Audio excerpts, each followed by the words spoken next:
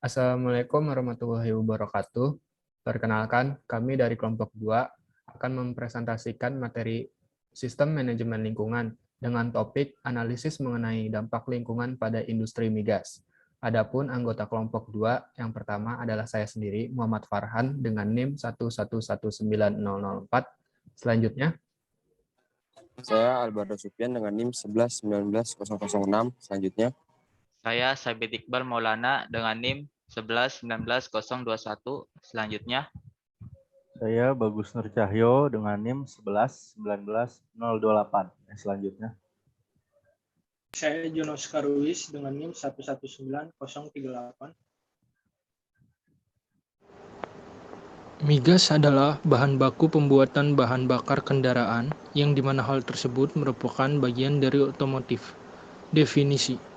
Menurut UU Nomor 32 Tahun 2009, analisis mengenai dampak lingkungan hidup atau AMDAL adalah kajian mengenai dampak penting suatu usaha dan atau kegiatan yang direncanakan pada lingkungan hidup yang diperlukan bagi proses pengambilan keputusan tentang penyelenggaraan usaha dan atau kegiatan. contoh penerapan kebijakan AMDAL pada industri migas. Yang melatar belakangi studi kasus kali ini yaitu industri migas dapat memberikan dampak positif pada ekonomi masyarakat karena menyerap tenaga kerja yang cukup banyak. Tapi secara ekologis dan kesehatan lingkungan, migas memiliki dampak buruk seperti debu, kebisingan, bau, dan lain-lain. Dengan itu, AMDAL ada dalam upaya menjaga dan meningkatkan kualitas lingkungan. Selain itu, dokumen AMDAL mengikat berbagai pihak dan mempunyai konsekuensi bagi perizinan usaha atau kegiatan. Maka dari itu, AMDAL untuk mencegah kerusakan lingkungan pada kegiatan migas sangat penting untuk dilakukan. Tujuan studi kasus kali ini adalah untuk merumuskan kebijakan AMDAL yang efektif dan efisien dalam mencegah kerusakan lingkungan pada kegiatan usaha migas. Metode yang dilakukan pada studi kasus ini adalah descriptive analysis, principal component analysis, analytical hierarchy process, dan focus group discussion, dan total economy valuation. Objek yang dianalisa pada studi kasus ini, pada contoh ini adalah ada beberapa perusahaan, yaitu PT CPI Lapangan Duri, Pertamina UP3 Pelaju, PT Lapindo Berantas, Surya Raya Teladan Pendopo, BP Tangguh, Ekspan Toili, dan HES Pangkah. Tahapan untuk mencapai tujuan pada contoh penerapan AMDAL pada kasus ini, yang pertama, mereview kebijakan AMDAL, yang kedua, analisis kualitas dokumen AMDAL, yang ketiga, analisis kinerja lingkungan, yang keempat, analisis kebutuhan stakeholder, yang kelima, yang terakhir adalah merumuskan strategi pengembangan kebijakan. Pada tahap review kebijakan AMDAL, sumber yang digunakan adalah Peraturan Pemerintah Nomor 29 Tahun 1986, Peraturan Pemerintah Nomor 51 Tahun 1993, dan Peraturan Pemerintah Nomor 27 Tahun 1999. Lalu, pada tahap analisis kualitas dokumen AMDAL dari 6 perusahaan migas, terdapat 4 indikator yang digunakan dalam penilaian, yakni yang pertama adalah kelengkapan dokumen, yang kedua lembaga penyusun, yang ketiga substansi, dan yang keempat waktu. Pada 6 perusahaan yang dianalisis kualitas dokumennya, memperlihatkan hasil yang sudah baik. pada tahap analisis kinerja lingkungan perusahaan menunjukkan hasil yang baik. Aspek kualitas air, udara, dan kebisingan dari 6 diperoleh hasil pengukuran parameter minyak lemak, hidrogen sulfida, SO2, H2, dan lain-lain.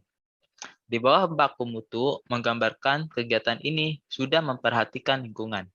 Pada tahap analisa kebutuhan stakeholder, pengembangan kebijakan AMDAL pada masa yang akan datang harus memperhatikan aspek pembiayaan dan metodologi, aspek prosedur persetujuan AMDAL, aspek kualitas penyusun, lembaga penyusun, dan komisi penilai, serta keterlibatan masyarakat. Hasil pengembangan strategi kebijakan AMDAL pada industri migas adalah berisi 3 komponen, yaitu harus memperhatikan aspek dokumen dan proses penyusunan. Kedua, memperhatikan aspek metode dan prosedur. Dan yang terakhir, peningkatan sumber daya manusia, kontribusi migas terhadap PDRB, dan AMDAL berkekuatan hukum. Berdasarkan hasil penelitian yang diperoleh, kesimpulan bahwa kebijakan AMDAL migas yang efektif, dan efisien dalam mencegah kerusakan lingkungan dilakukan melalui yang pertama, peningkatan kualitas dokumen AMDAL yang meliputi peningkatan kualitas penyusun AMDAL migas yang mencakup independensi, kompetensi, dan komposisi. Penekanan substansi dokumen AMDAL yang mencakup pelingkupan, kerangka acuan, ANDAL, RKL, dan RPL. Yang kedua, penguatan hukum dan kelembagaan yang meliputi penguatan sumber daya manusia pada semua level khususnya komisi dan tim teknis, kontribusi terhadap PDRB, dan perbaikan mekanisme keterlibatan masyarakat. Yang ketiga, penyempurnaan prosedur penyusun AMDAL yang meliputi aspek waktu penyusun dan persetujuan dokumen serta waktu pengumuman masyarakat. Penunjukan pelaksanaan studi AMDAL dilakukan oleh lembaga independen. Cukup sekian presentasi dari kelompok kami dengan topik analisis mengenai dampak lingkungan atau AMDAL. Semoga ilmu yang kami berikan dapat bermanfaat. Kurang lebihnya mohon maaf. Jangan lupa like dan komen pada video ini serta subscribe channel ini. Dan untuk yang terakhir kami ucapkan terima kasih.